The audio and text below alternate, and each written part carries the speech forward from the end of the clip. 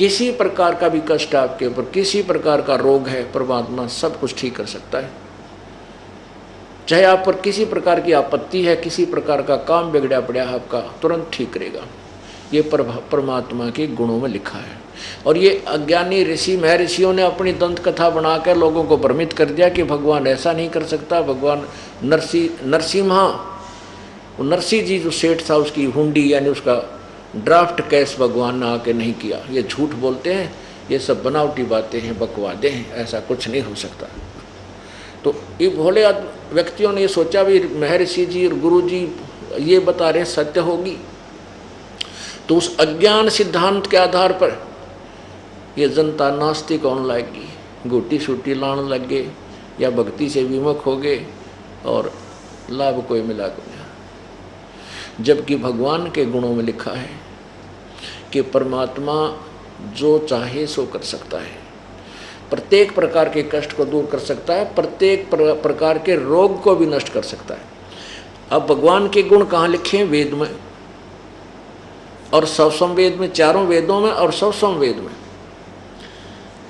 अब प्रसंग चल रहा है कि इन अज्ञानियों ने गट्ठा बैठा दिया कि परमात्मा ये नहीं कर सकता, वो नहीं कर सकता।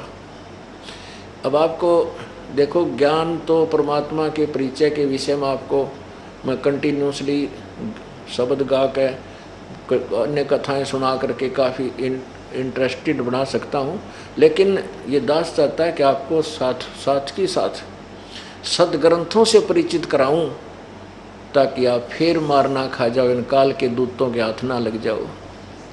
इसके लिए देखिएगा यही ऋग्वेद, वैसे ऋग्वेद इसमें दिखाएं पहले, जो आपको पहले वाला दिखाया था।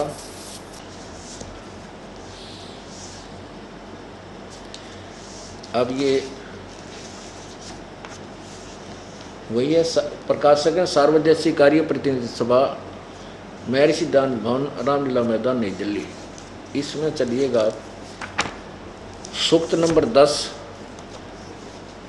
मंडल नंबर 10, सूक्त 161, मंडल 10 और 161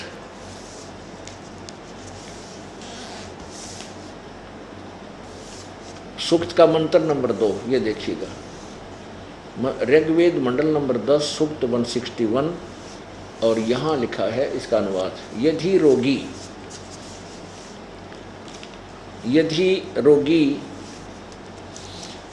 नष्ट जीवन शक्ति वाला हो गया है, यदि अथवा सीमा से परे चला गया है,